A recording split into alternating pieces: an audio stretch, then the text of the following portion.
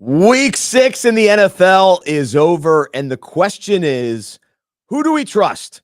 What players are we placing our faith in, and why? And then when it comes to life, who do we trust the most? What do we trust the most? Let's unpack it.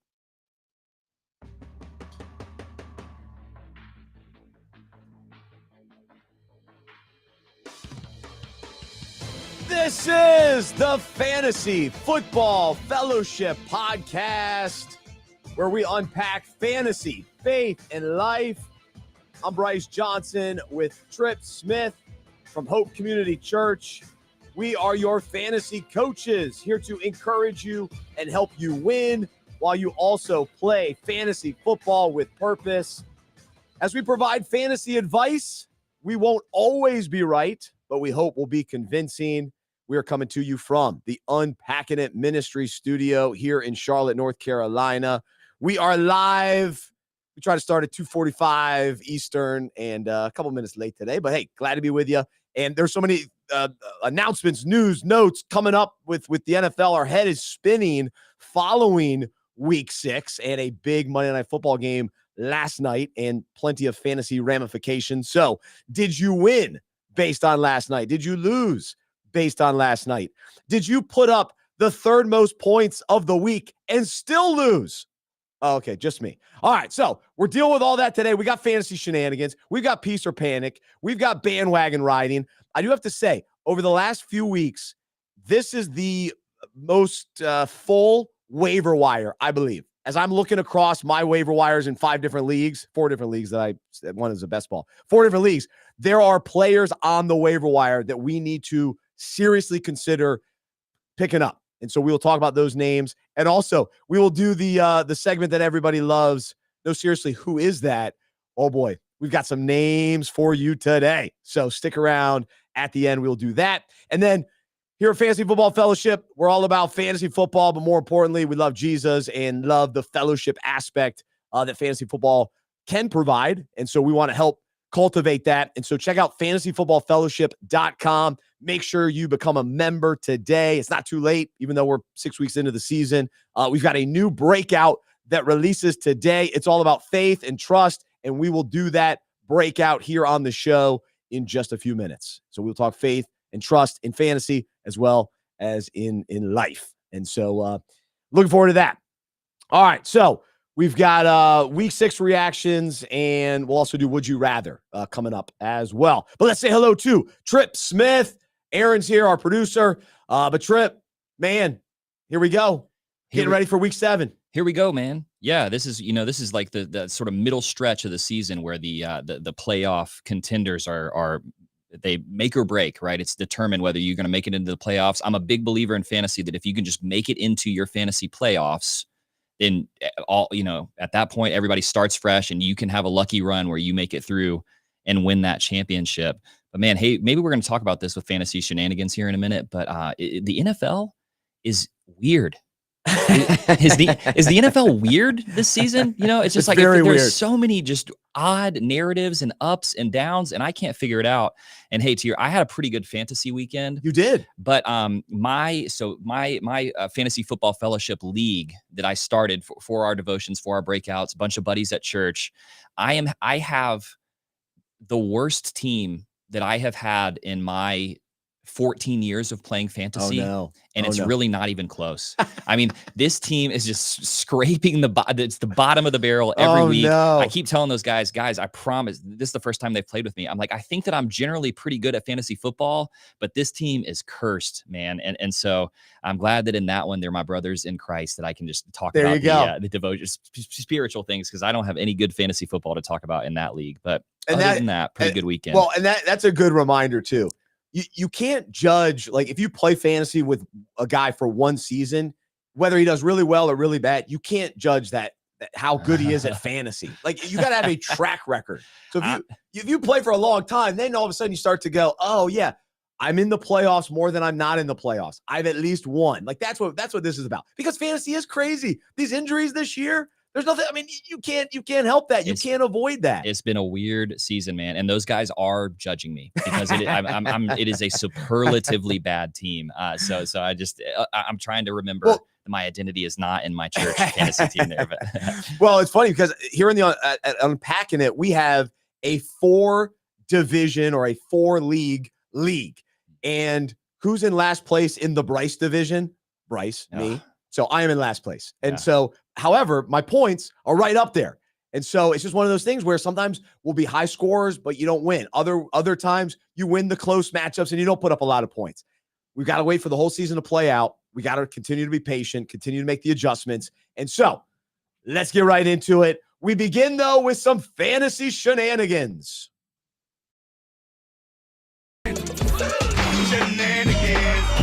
Fantasy shenanigans. All right. It's the news of the week. It's the crazy stories of the week. It's the big performances, the fun performances, some trades that we saw even in our own fantasy leagues. We will discuss it all, but we've got to start with the big news today. 2 marquee wide receivers are leaving horrible situations, both in the NFL and fantasy purposes, and are heading to greener pastures, opportunities. Davante Adams from the Raiders to the Jets. Amari Cooper going from the Browns to the Bills. Which one of these do you like more? Which one excites you from a fantasy perspective? And then what ramifications do we need to discuss too in regards to this affecting other players as well? It's a great question, which one I like more. I think they're almost equal in my mind. I think that Josh Allen is a better quarterback than Aaron Rodgers at this point. I think Davante Adams is probably a little bit better receiver than Amari Cooper. It certainly helps both of the quarterbacks and both of the receivers that are immediately involved. So stock up for all 4 of those guys. And it's exciting for like the real NFL, for those really excellent receivers to escape their terrible teams and get to play on at least decent teams. It's an interesting conversation about who it affects peripherally.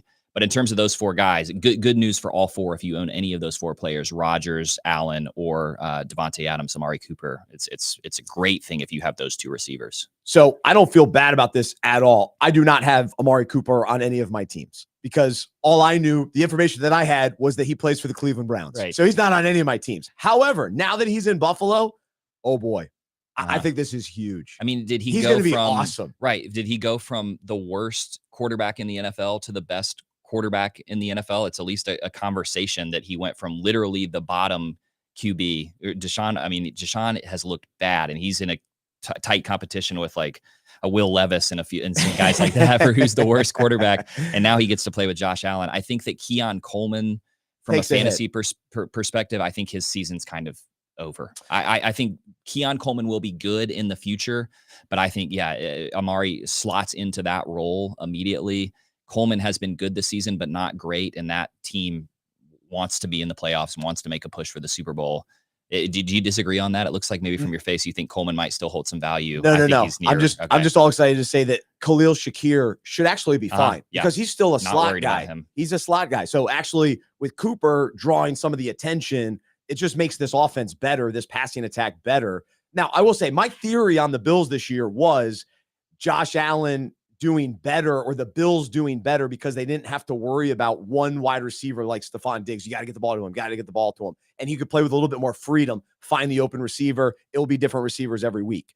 The good news about Amari Cooper is he's not quite the diva receiver that we've talked about. He's a good teammate. Yeah. He's all right. He's actually more of the quiet, reliable wide receiver. And so I think he'll be a great fit in Buffalo, and he's going to be tremendous for fantasy managers that have suffered through the first few weeks with him on their roster. Maybe one big week, I think, but Cleveland's offense has been horrendous.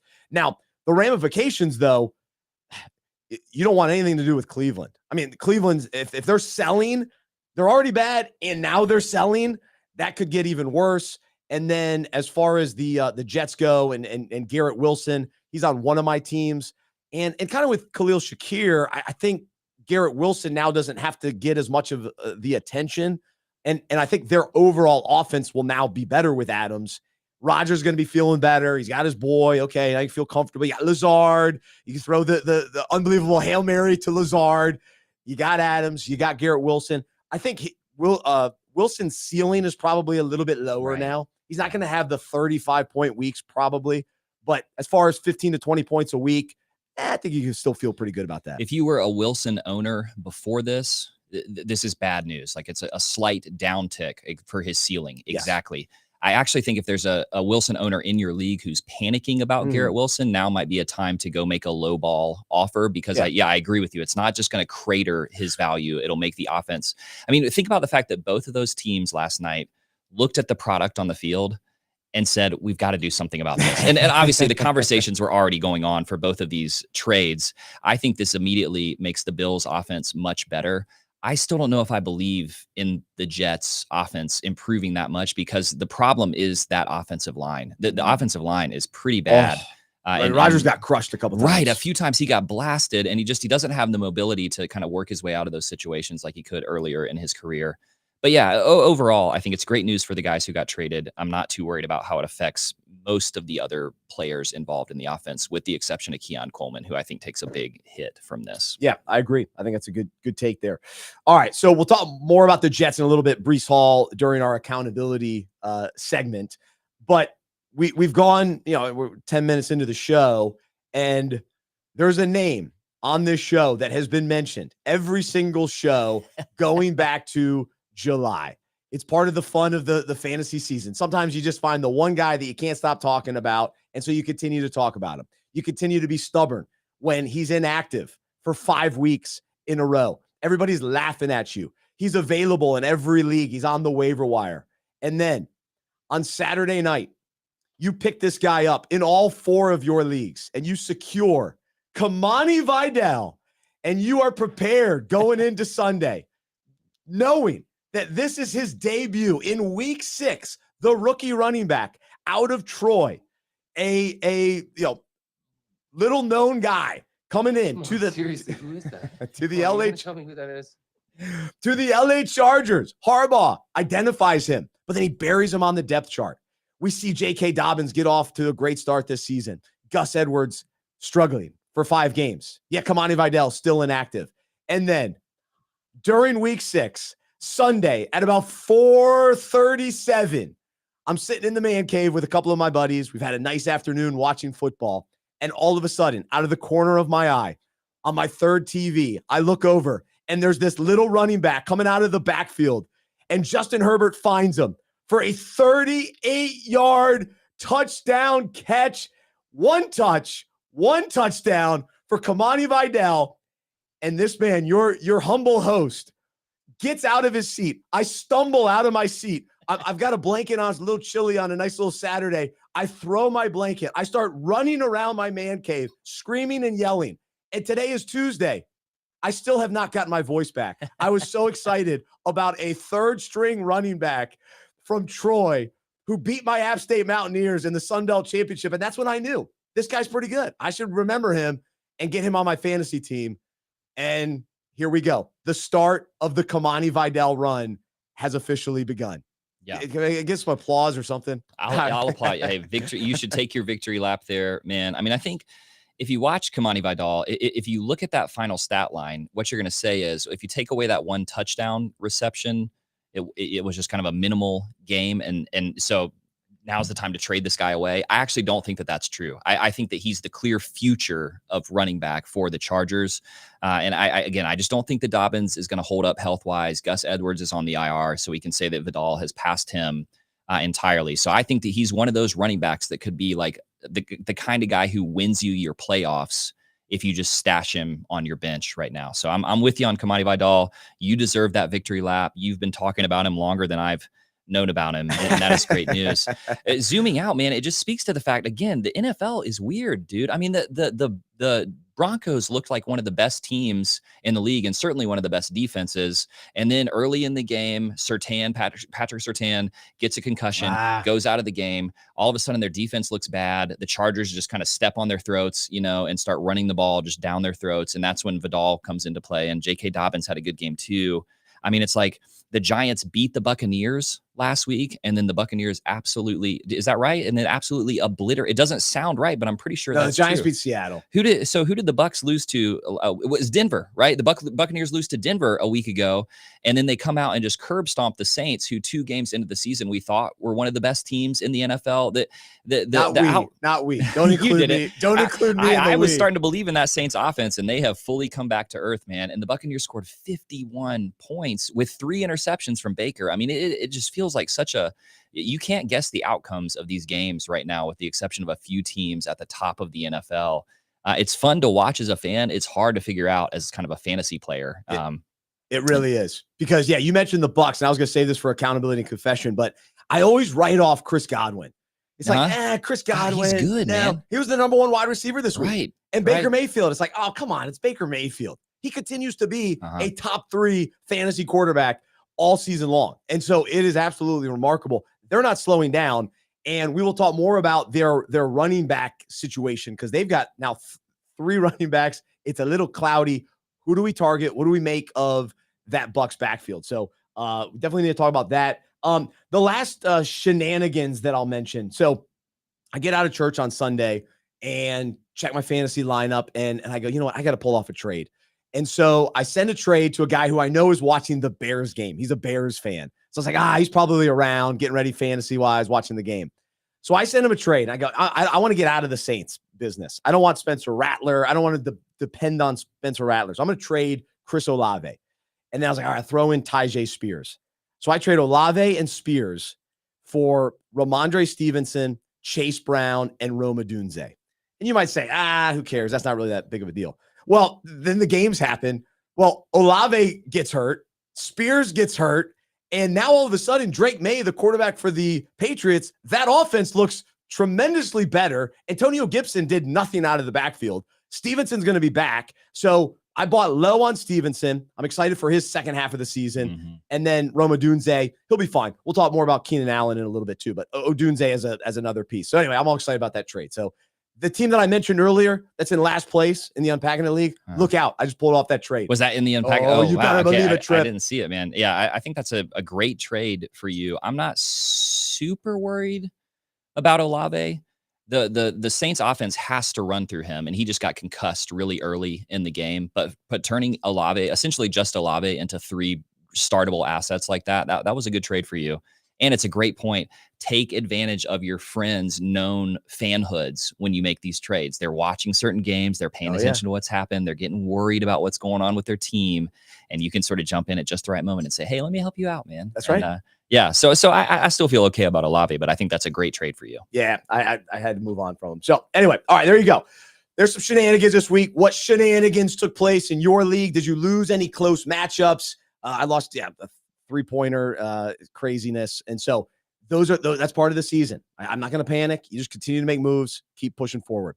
But let's jump into this week's breakout. And the question we are asking, who do you trust the most? And so we take fantasy concepts, relate them to life, relate it to the Bible. And so every week when we are setting our fantasy lineups, the starting lineups, in some way, we put our faith in each of those players.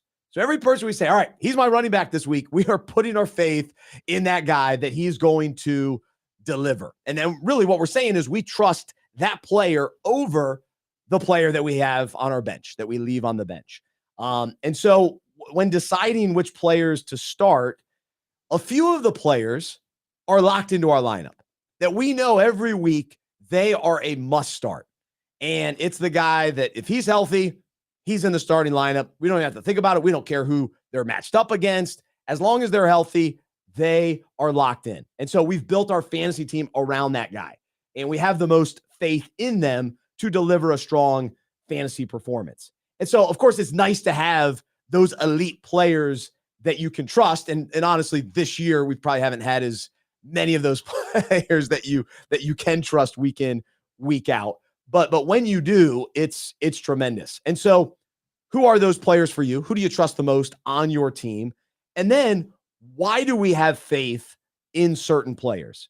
Well, the main reason is they're the ones that have proven to be faithful and worthy of being trusted.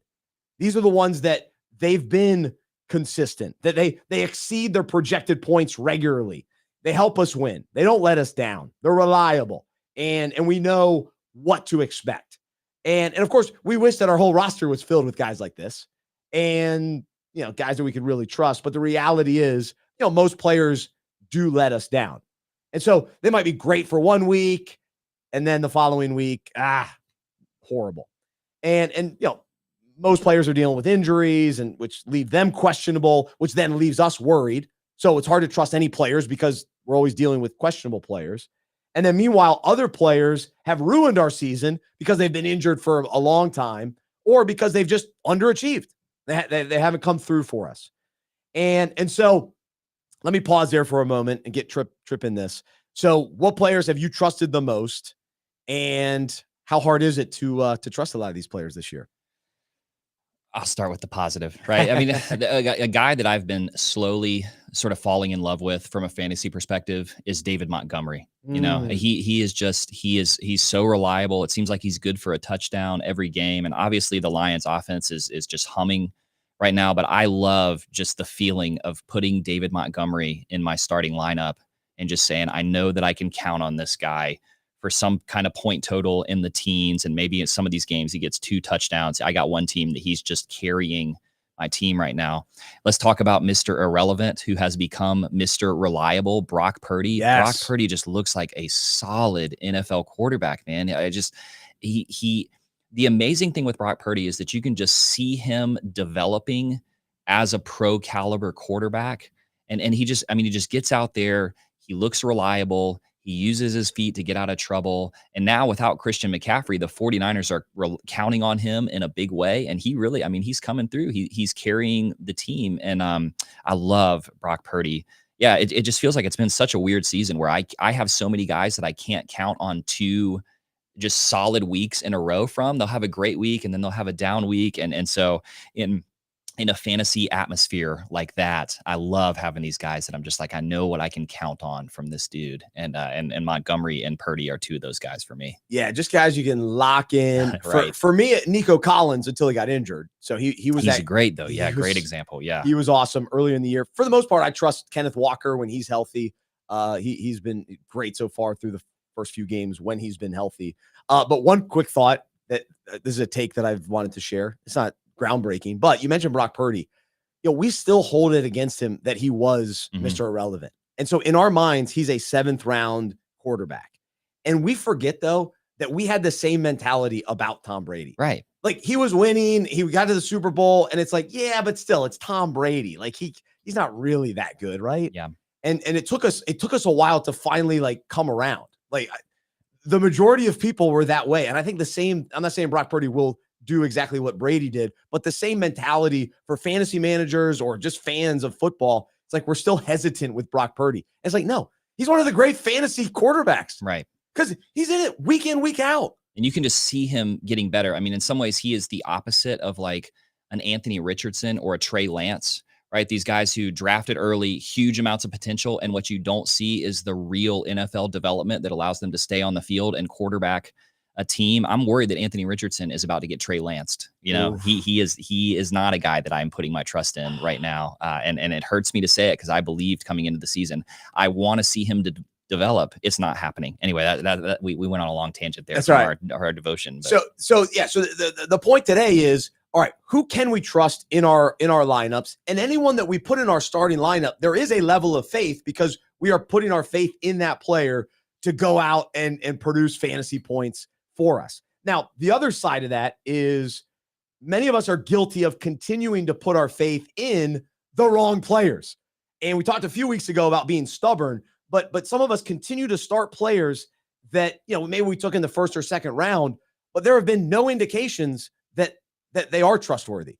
That they continue to let us down. They have not come through for us at all, yet we continue to put our faith in them in the starting lineup, and they continue to let us down. And so as fantasy managers, we have to ask ourselves, why do we continue to trust the wrong players? And in what ways do we need to make the adjustments and start trusting somebody new, a new player on our team? And so when it comes to our own lives, the same question, who do we trust the most?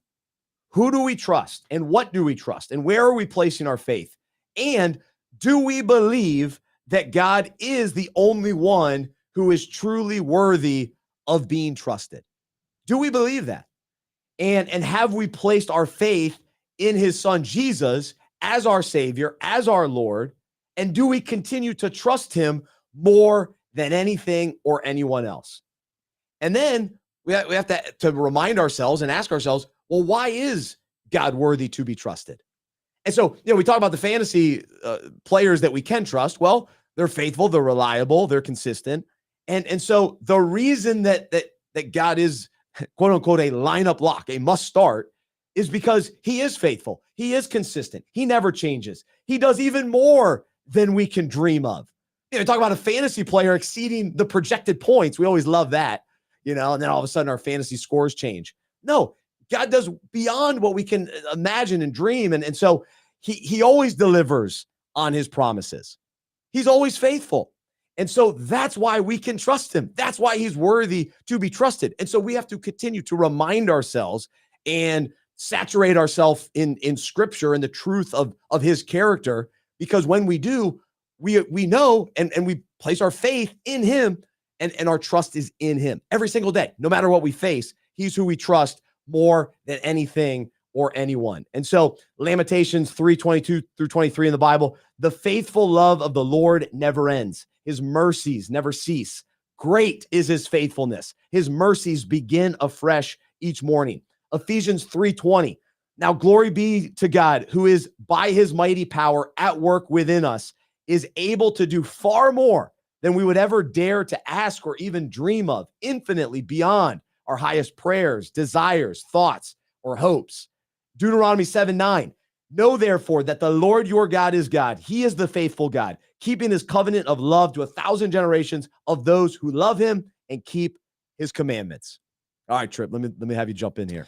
I love that, man. I mean, a verse that comes to mind for me, and the reason this verse comes to mind is because I think there was a little children's song that I can remember being a kid and riding around listening to on cassette tape in my mom's car when I was little. But it's Psalm 56:3. When I am afraid, I will put my trust in him, in God whose word I praise.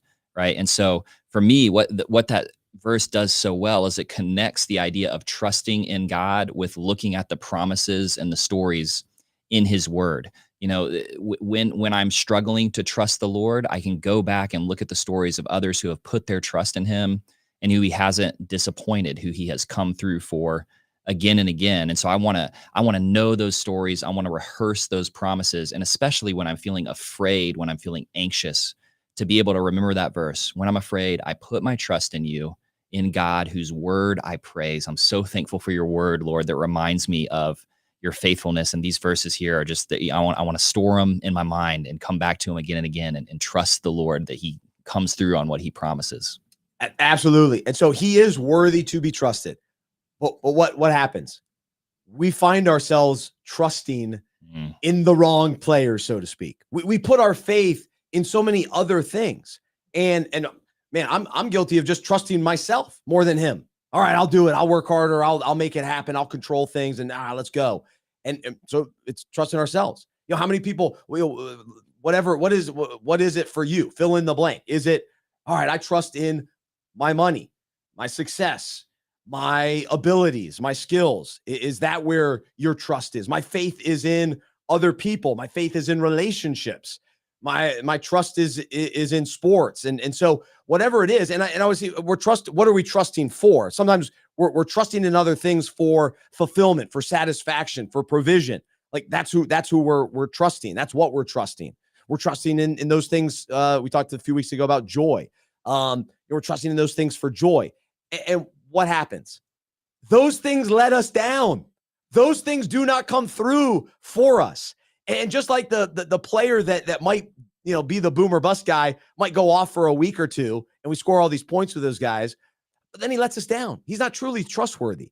The guy we're all excited about, the waiver wire, he doesn't really live up to expectations because he can't. He's a backup running back. He can't fulfill what we need him to do. He's not going to be Christian McCaffrey. Jordan Mason, sure, he did it for a few weeks, but he's still not he's not Christian McCaffrey. And so if we think that money's going to satisfy or whatever fill in the blank is going to satisfy, they can't. They're not set up. Only God is faithful. Only God is all satisfying. Only God can provide us the peace and the contentment that we long for. And Jesus is the only one that can save us. And so if we think any of those things are going to save us from our sin, save us from our brokenness, only Jesus, he's the only answer for that too. And so that's why we can trust him.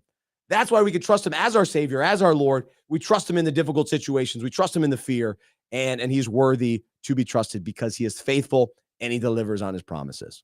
I love that, man. And that boom and bust notion as sort of a fantasy concept that translates really well here, right? Is there are these things that I'll have these boom moments, these sort of like mountaintop moments where something in this world really comes through to make me happy, to make me feel significant. But I think when we cast the whole weight of our joy and our happiness onto those things, when we cast the whole weight of our significance and our meaning onto those things, it always ends with a bust. They can't hold us up over the long term, and they certainly can't hold us up for eternity. God is the only one that can do that. I think there's a little bit of a paradox here. One of my favorite prayers in the whole Bible, and I pray this prayer all the time. I think I pray it pretty much every day. It comes from Mark chapter 9, when this father brings his sick son to Jesus, and he says, Jesus, if you're able, heal my son. And Jesus basically says, what do you mean if I'm able? Like, don't you know who I am? Don't you know that all things are possible for God? And then the father prays this beautiful, short little prayer. I challenge everyone to commit it to memory. He says, I believe, help my unbelief, right? So the wonder of Jesus, the real paradox of Jesus is that he is the only one who is so reliable, the only God who is so trustworthy that he can even handle our lack of faith. He can even handle our wavering trust. And so actually, ironically, one of the great ways to build your trust in Jesus is to come to him and say, you know what, I'm having a hard time trusting you right now. I really don't trust you that much. I know that my faith is weak and wavering. Would you meet me there, Jesus, and grow my trust? So if you're listening to this and you're like, yeah, I want to trust God more, one of the best ways that you can do that is just talk to him about how you don't trust him and how it's hard for you to put your entire faith in him. He's a living God, and so he'll meet you in that place, and he really will grow your faith and grow your trust. It's an amazing thing about Jesus that isn't true of any other place where we might put our trust and hope in this whole world. So. Amen. It's powerful. I love it. So, final encouragement, Isaiah 26:4, trust in the Lord forever, for the Lord himself is the rock eternal. So we're putting our trust in the rock. It's solid. He's solid. We can trust him. And yeah, you bring up a great point. Even in our unbelief, let's bring that to him. Say, help me believe, Lord. Help me believe. So who you trusting today? Who are you placing your faith in life and consider it? And then, of course, as we're talking fantasy today, what players are you trusting? So you can leave those comments in the wherever you're watching or listening right now. And great to have people joining us live today, and for everybody that listens later as well. We appreciate it. And so I hope that this topic is encouraging to you, because no matter the season that we're in, we've got to continually evaluate every day. Who am I going to trust today? Am I going to trust myself, or am I going to trust the God who created me, the God who loves me, the God who saved me? And so let's trust him today. All right, so that's this week's breakout. You can read more. There's actually some more verses and some more content you can check out on fantasyfootballfellowship.com, plus discussion questions that you can discuss with your league as well. So I encourage you to check that out, fantasyfootballfellowship.com. All right, let's get to our next segment. We call it accountability and confession. Here we go. I guess I forgot that you never ever make a mistake. Just when I think you couldn't possibly be any dumber, you go and do something like this and totally redeem yourself. I am the smartest man alive. All right, so here's the segment we get to talk about where we miss, where we maybe got a few things right, what players we've been wrong on in recent weeks, and so we try to hold ourselves accountable and confess when we miss. All right, so I got to start with the London game. And I was out on Keenan Allen, and I like Rome Odunze, the rookie wide receiver. DJ Moore, as a former Panther, I still like DJ Moore.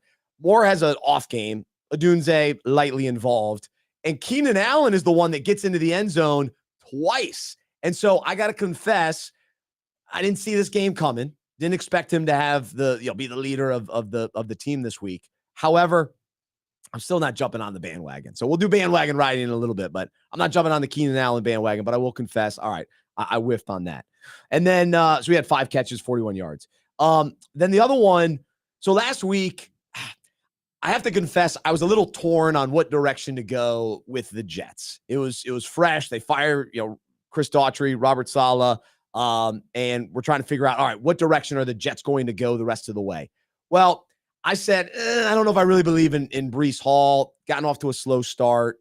And so that's what I said last week. I still was wrestling with it, but last night, and even as I'm watching him last night, it's like, man, is this guy going to turn it around? He's making some good plays, catching some balls out of the backfield. Some holes were opening up for him.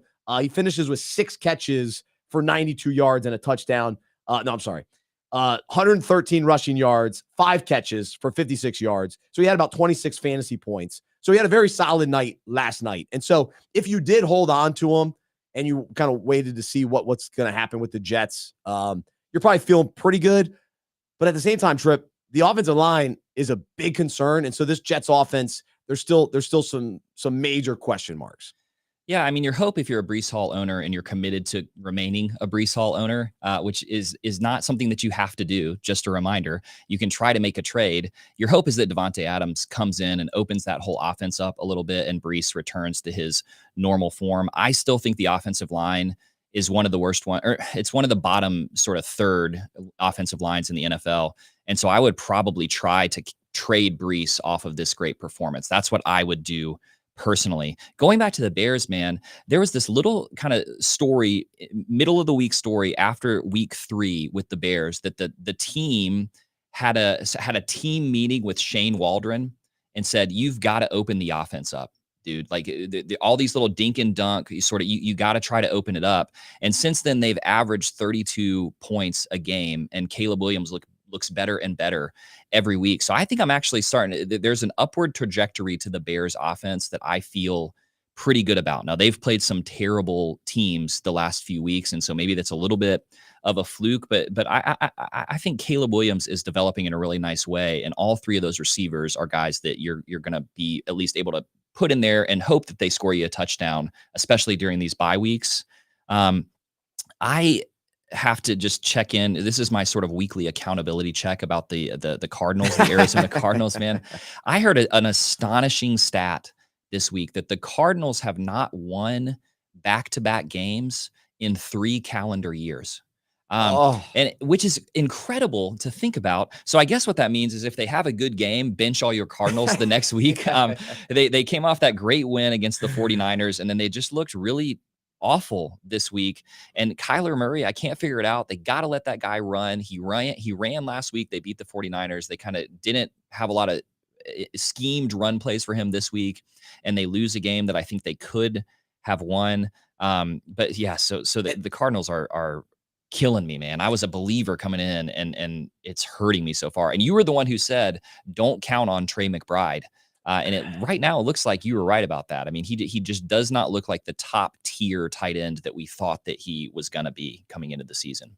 No, and the other issue is Marvin Harrison Jr. I mean, he's not playing well. Now he's banged up. And the thing with him, I just don't like to draft rookies in the 1st or 2nd round. Traditionally, it's like, it's just risky from a fantasy perspective. I got to get guys that I can trust, that I've seen and that have been faithful in the past, to refer to our breakout topic. But I think Marvin Harrison's really good, and he'll probably still, if he's healthy, have some big weeks, but he's not going to deliver on that 2nd round pick that many people drafted him on this year. It's almost too late for him to fully do that. Because really, you need that production all season long if you want to stay in the mix. He's not going to deliver on where he was drafted. And, that's maybe wasn't your expectation when you were taking him. You were hoping that he was going to develop over the course of the season such that he had some boom weeks in the later half of the season. That's still what I'm hoping for. But he doesn't look like he's got that dog in him when he's out there on the field. Malik Neighbors looks like he's the kind of guy who's saying, give me the ball every single play. I am an alpha. I'm the best player on the field.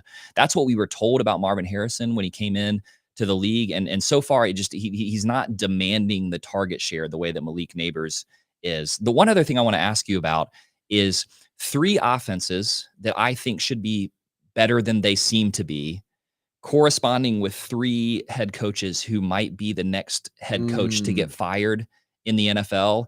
And those are the Jaguars, the Cowboys, and the Eagles. Yeah.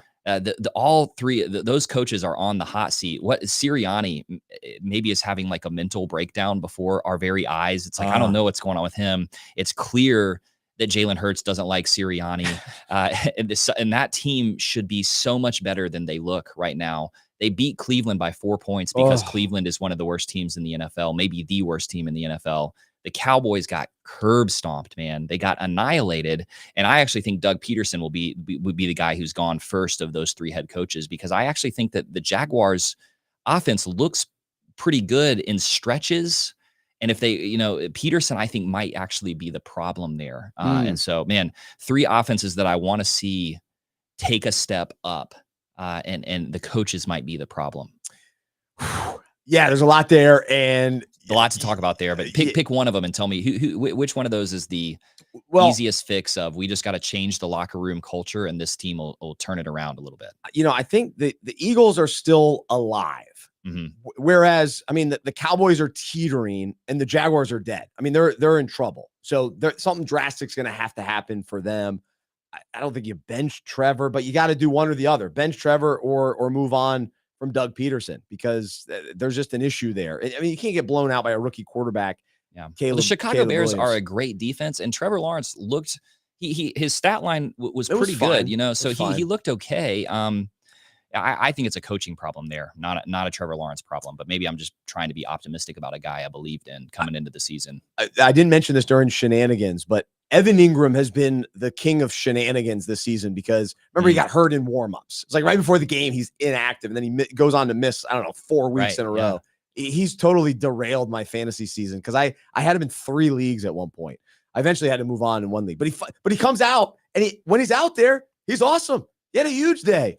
So I'm a little excited and encouraged by that. Maybe he's the key to their offense working, and so but now we don't know what to do about the running back situation. Tank Bigsby didn't do much. ETN didn't do much. ETN still rumored to be traded. Where would he end up? ETN is week to week now too with an injury, so I actually think that makes Tank Bigsby an obvious start. He has looked better than ETN, and if ETN's not going to be out there, then you put Tank Bigsby in your starting lineup, and you just don't even think about it. So he's been the one bright spot for that offense consistently this season. Yeah, no question. All right, 2 things to brag about. Bijan Robinson. We hung on to him. We're my Bijan owners. We've hung on to him. He finally delivered for us. It takes a game against the Panthers. You need the Panthers are a get-right game. Let's go. We'll see if he can continue it, but he did look good. A couple touchdowns, which was nice. And then last week we did mention the Patriots. And I said, don't forget about this guy, Demario Douglas with New England. I hope you picked him up. He was wide receiver 8 this week, 6 catches, 92 yards, and a touchdown. So stick around. We'll mention some other players to pick up this week. But real quickly, let's do a little piece or panic. And you mentioned the Eagles. Are you panicking about Saquon Barkley, who had like 7 fantasy points this past week? Because previously he'd been fine.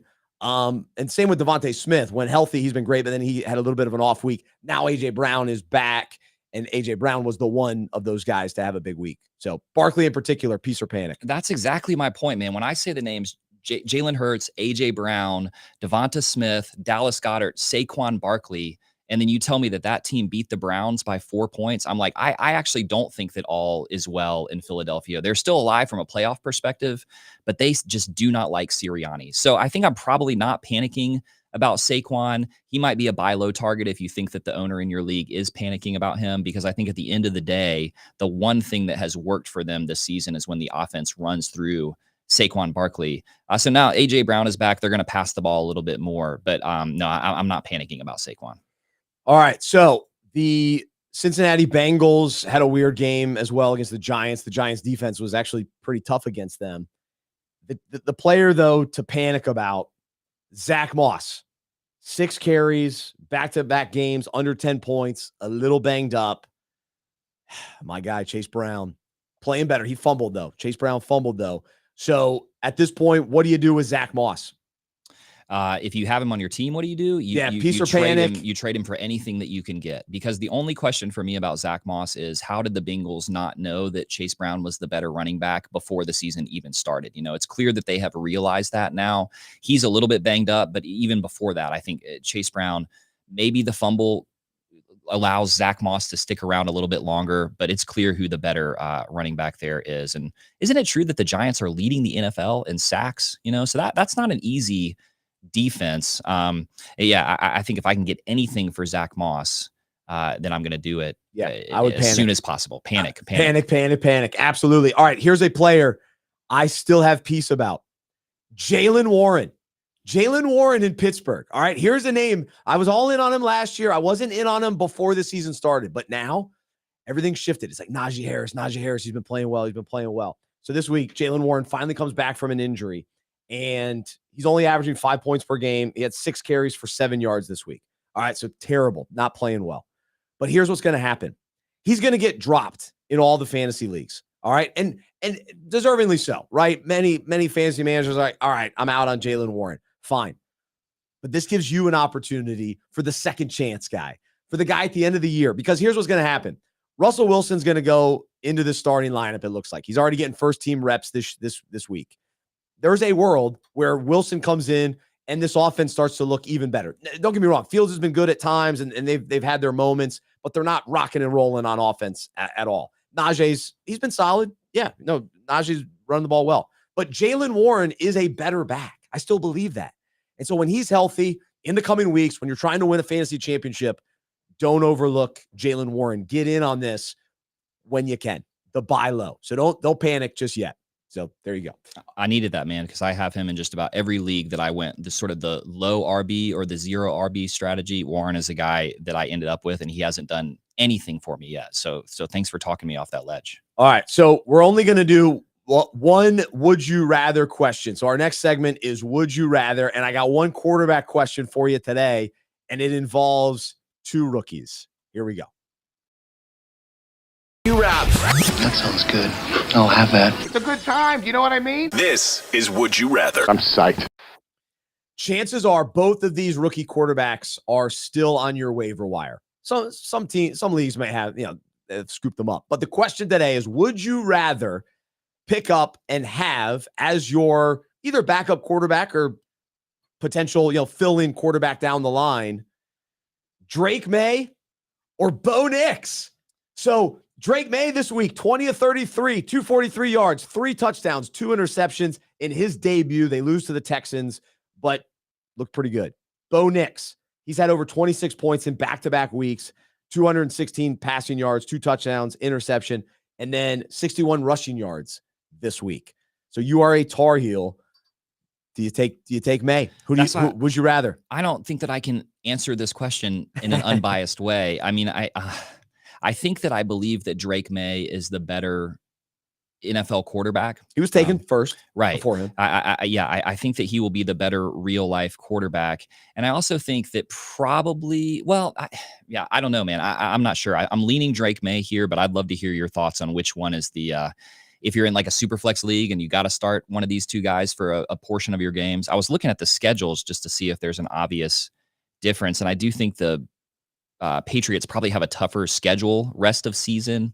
But I think I'm leaning Drake May. What about you? I don't see it in his eyes. That's true. And that was true at UNC as well, it's man. Like, dude, what's going on, man? Let me see a little bit of life.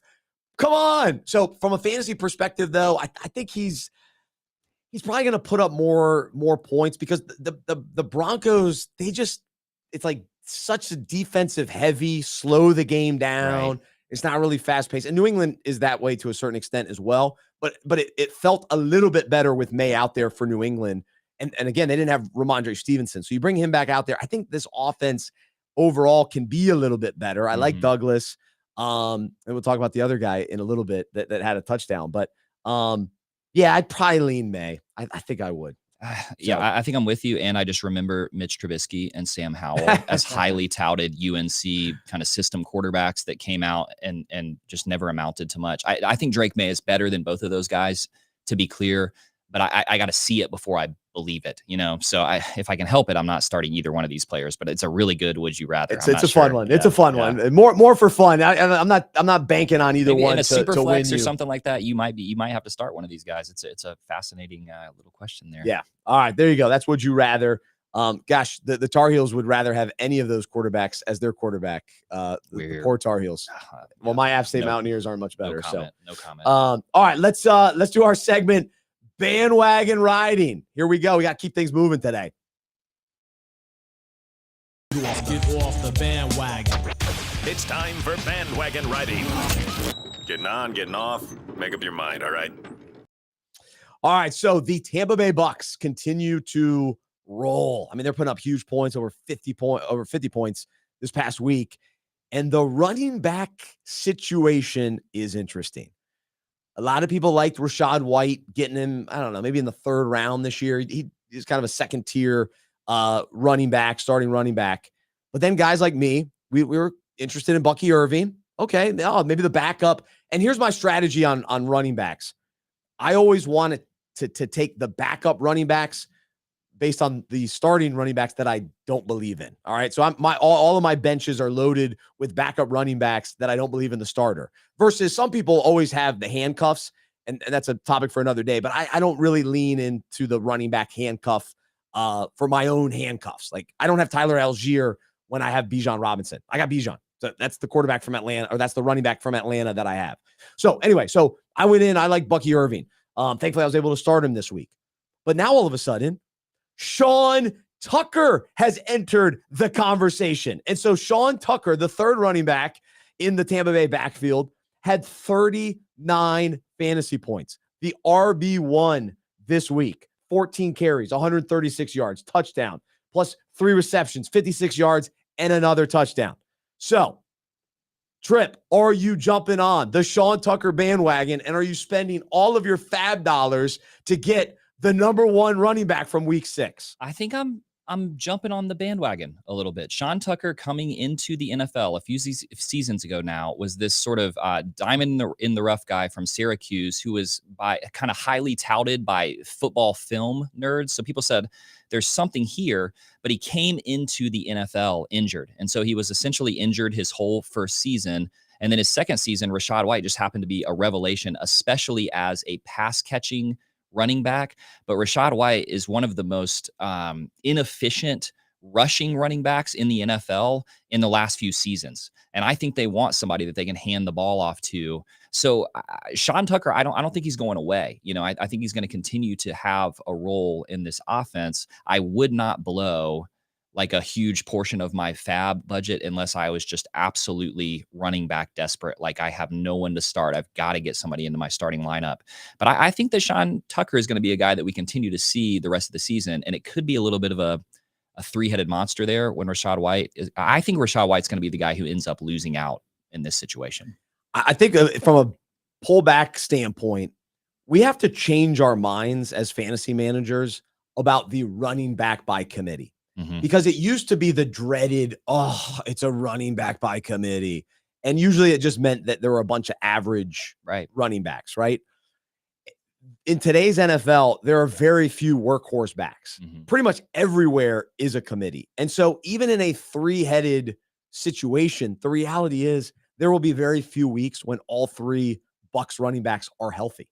It's just the way the season goes. So you want a piece of this offense. I mean, I hate to say it because I don't like the Bucs, but the Bucs offense is legit and they're running the ball well. So you want these guys. And so, yeah, if you don't have Bucky Irving, go get Sean Tucker. I think it's worthwhile. I'm a little salty because last year I jumped on the Sean Tucker bandwagon right before the season. I heard this little update right before my draft, right before my fantasy draft. And so I took him and I go, look at this guy. This guy's going to be great. And then he did nothing. He wasn't even, he barely got on the field last year. So, but he did yesterday on Sunday, and he looked great. I think he might be the best pure rusher of the 3 running backs that we're talking about there. So he's worth picking up for sure.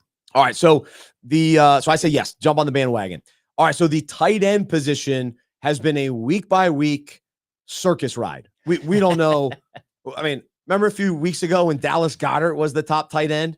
Has anyone seen Dallas Goedert since? Right. No, we're still waiting. I tried to trade him this week. I couldn't get rid of him. I think he's banged up again. But the one tight end that did do great this week, and of course I played against him, but Cole Kmet with the Bears, 25 fantasy points, 5 catches, 70 yards, 2 touchdowns. And he's actually been tight end 3 on the season. And there is a chance that he could be floating around on waiver wires, like probably most likely in shallow leagues. But is he somebody that you would even trade for? Or are you jumping on the Cole Kmet bandwagon? I am, for sure. And some of it has to do with the tight end landscape that you were just talking about. But again, here's another guy who was, as a prospect coming into the NFL, really a lot of people thought had potential to develop into a very, very good tight end. And that's what we're seeing happen. So there are so many mouths to feed there with the Bears that he'll have weeks where he doesn't do anything. But because the tight end landscape is so inconsistent, Cole Kmet is a guy that I would be happy to have as my starter. And if I could take one of those tight ends with name value and go get Cole Kmet plus another startable player, I would absolutely do that. You know, you might not be able to, but if you could trade like Kyle Pitts for Cole Kmet plus a running back that you can start during these bye weeks, you know, or Travis Kelce plus Cole Kmet and like a wide receiver that you can feel a little bit excited about, I think that I would do that.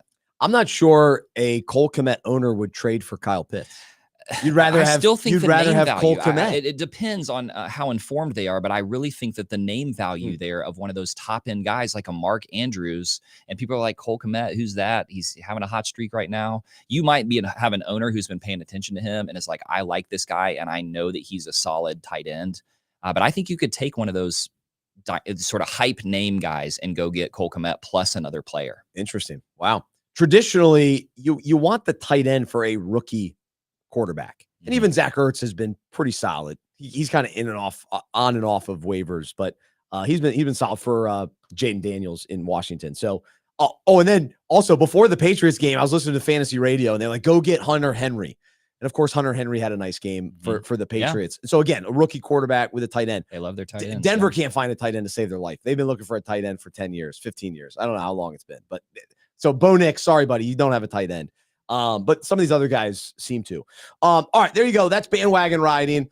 Let's wrap up the show. We'll talk waiver wire. And I tell you what, the names this week, Trip, you're going to have to help me with the pronunciations for some of these guys. But we saw some unbelievable random players get into the end zone, get involved. And so should they be involved in the fantasy conversation? Let's go through the list. Here we go. We start with the New Orleans Saints. Chris Olave gets injured. And who comes in? Bub Means. Come on, seriously, who is that? Come on, are you going to tell me who that is?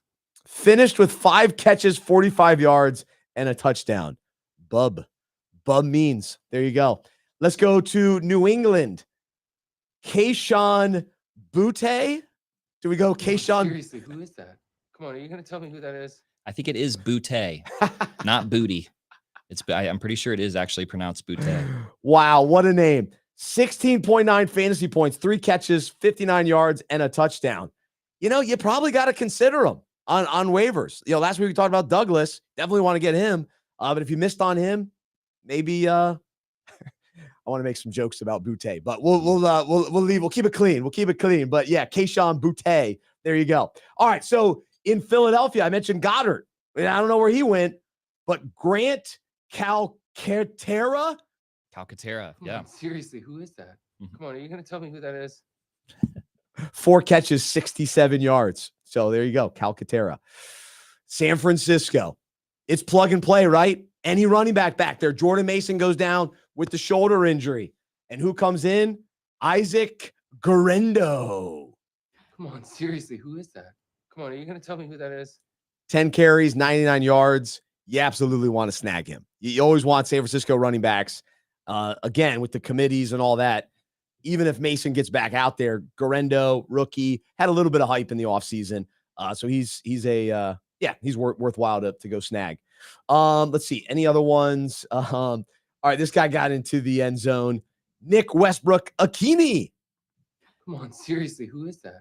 Come on, are you going to tell me who that is? 1 catch, 9 yards, touchdown. Only catch of the season so far. So you can leave really any Titans players. Leave them off your. Don't worry about him. We hear about him once a season for one long touchdown catch that he has, and then somebody picks him up and he never does anything again. So move on. This is my favorite name of the week. Simi Fioco. Come on, seriously, who is that? Come on, are you going to tell me who that is? 20-yard catch for the Chargers. He's a wide receiver. Not a big day. Probably not worthwhile or not worthy of this segment, but the name is too good. So Simi Fioco, the legend. And then one other name, Jatavian Sanders. We call him JT around here. But JT Sanders for the Carolina Panthers, tight end. He had 5 catches for 49 yards. The Panthers are desperate for a tight end. He is somebody, again, in the who can we play a tight end situation for fantasy managers. He's somebody to consider, rookie out of Texas. I like him. I think he looks good out there. So he's better than Tommy Tremble. So even when Tremble is back from the concussion, I think Sanders will supplant him. Yes. So go pick him up. So there you go. That's this week's Who Is That? Some fun ones. I was watching the game with a couple guys. One of them is a fan of the show. We got to get the other guy listening, but one is a fan of the show. And after a big catch, he goes, "Oh, that guy's going to make the segment." So shout out to Zach nice. Here on the show. There was. I think it was Fioco. So that was for Zach. Oh no, it was Boutte. It was Boutte. I think that's who it was. So anyway, Trip, great stuff. Enjoyed it, man. What a wild week in fantasy football. Seems to be the case every week. Hopefully, we're continuing to win some matchups, putting up points, stay in the mix. Even a couple of teams that have been doing well the last couple of weeks. Had my first loss in one league, dropped down from first to second this week in another league. And so that's the ebbs and flows of the season. No panic. You just got to keep working the waiver wire. That's right. And don't be afraid to make some trades either. Stay steady, make some trades. Nobody remembers who finishes second place. You're trying to win this thing. Win the thing. So take some risks to get up there at the top of the leaderboard at the end of the season. That's right. And nobody remembers who was 6th or 1st in the regular season. Right. It doesn't matter. Doesn't matter. Doesn't matter. Win the whole thing. We're playing for rings, baby. That's right. Playing for rings. All right. He's Trip Smith. Aaron, our producer. Great job from him. I'm Bryce. I'm a fantasy manager who follows Jesus. I believe in the good news that he died on the cross for my sin. He was resurrected, and through faith, I've been saved by his grace. I hope that is true for you as well, and I hope you'll join me as we live life as sports fans and fantasy managers who follow Jesus together. Be sure to check out fantasyfootballfellowship.com, and we'll talk to you next time right here on the Fantasy Football Fellowship Podcast.